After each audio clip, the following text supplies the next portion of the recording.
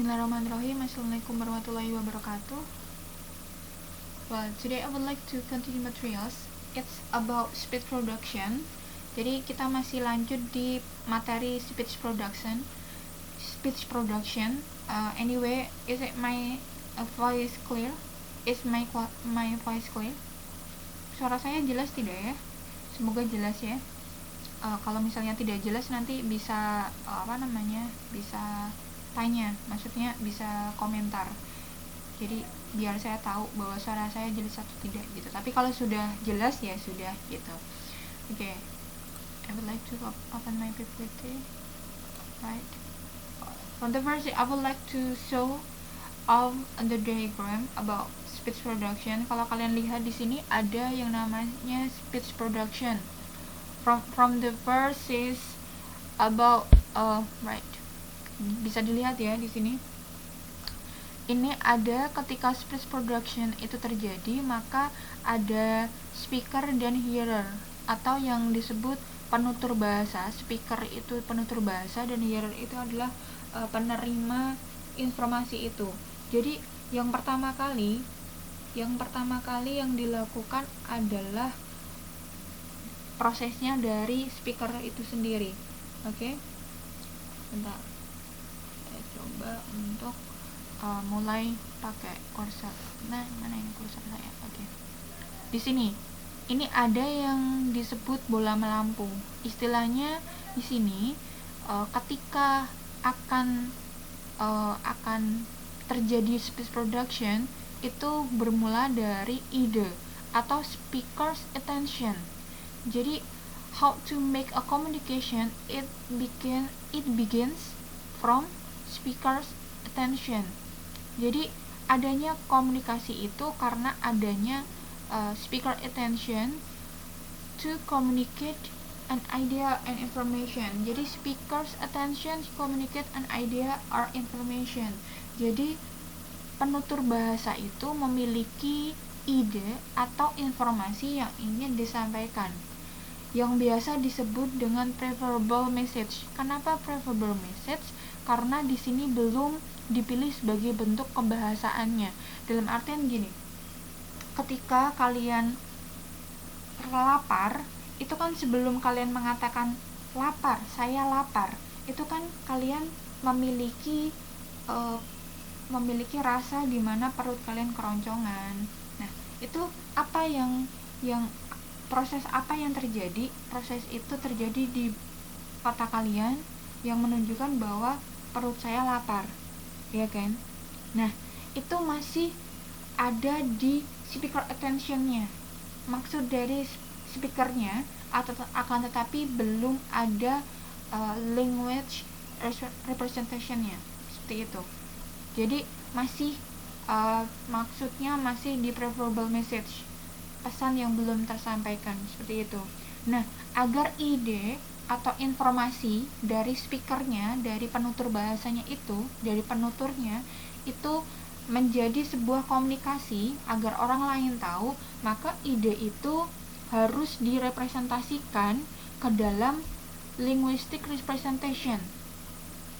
Nah, untuk menjadi linguistic representation itu atau bagaimana kebahasaan itu muncul, maka harus diperlukan mental operation atau pemrosesan secara mental.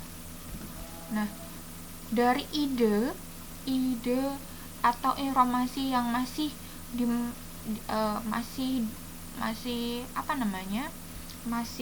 dalam preverbal message ini, maka harus ada mental operation yang membutuhkan lexical selection, syntactic representation, and phonological. Nah, di sini ada urutan-urutan sistematika kebahasaan yang dibutuhkan. Jadi, yang speaker ini membutuhkan leksikon dan grammar untuk dipahami oleh penerima bahasa atau pendengarnya, seperti itu. Jadi, Miss, apakah harus ada lexical selection? Iya, harus ada. Atau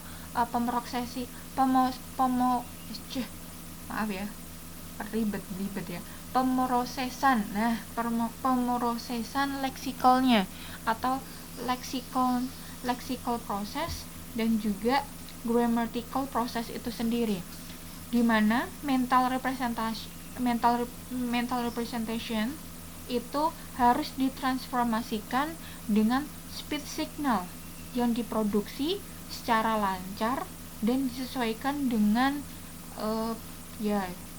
gaya bahasa atau disesuaikan dengan budayanya. Nah, kayak gitu. Ada sejumlah langkah atau ada beberapa langkah yang berkaitan dengan proses pemproduksian bahasa itu sendiri, yang masing-masingnya berkaitan dengan jelas pada analisis kebahasaan yang masing-masing membawa tipe informasi yang berbeda-beda. Maksudnya di sini apa? Maksudnya di sini seperti ini. Ini lexical selection. Jadi lexical. Oke, di sini gambarnya apa ini? Gambarnya adalah tentang anjing dan juga seorang gadis. Saya melihat seorang gadis dan anjingnya. Oke. Berarti lexical selection-nya apa? Oke, ada manusia, human. Kemudian ada animal, hewan. Nah, oke. Kemudian ada apa? Pet. Oke, pet, hewan, piaraan, memelihara, ya kan?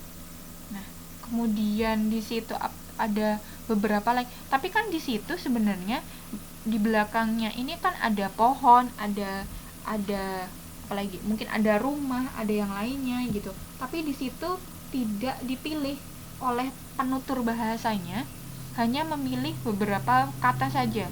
Di sini apa aja yang dipilih? Ini ada dog, ada girl, dan ada pet. Kemudian setelah itu dari lexical process atau lexical selection, kemudian masuk ke syntactic representation. Syntactic representation itu dari ada beberapa kata yang dipilih ini kemudian disusun secara sintaksis ya, gitu. Secara sintaksis dipilih menjadi the girl pets the dog. The girl pets the dog. Berarti seorang gadis memelihara seekor anjing. Loh, Miss, apakah di sini ada syntactic representation? Iya, ada proses sintaksisnya atau susunannya. Akan berbeda ketika diucapkan the dog pets the girl. Ya kan? Seekor anjing memelihara seorang gadis, kan jadi beda antara the girl pets the dog dengan the dog pets the girl. Jadi secara alam bawah sadar kita, otak kita itu memproses seperti ini. Adanya sentence, oke, otak melihat beberapa hal, ide, informasi yang ingin disampaikan, kemudian berproses ke lexical selection. Ada girl, ada dog, kemudian ada kata memelihara. Kemudian dari situ difikirkan, oke, ada sintaktisasi atau proses sintaksis. Dia ingin mengucapkan sebuah kata yang buah katanya itu berisi noun phrase dengan verb phrase. Di situ dijelasin lagi ada determinernya ada the, nounnya ada ge, udah verb phrase-nya ada verb dan noun phrase lagi. Verbnya pets, noun phrase-nya determiner and noun, the dog. Jadi the girl pets the dog. Benar kan? Benar. Dalam bahasa Inggris artinya benar maknanya. Kemudian setelah syntactic representation ini sudah ada, maka ini belum keluar, seolah-olah ini tuh kalau misalnya dalam drama gitu ya, seolah-olah pemain-pemainnya itu sudah di belakang, di balik layar gitu, tinggal keluar aja ke stage-nya. Nah, ini muncul ke phonological representation. Nah, phonological representation will be altered including its prosodic characteristics.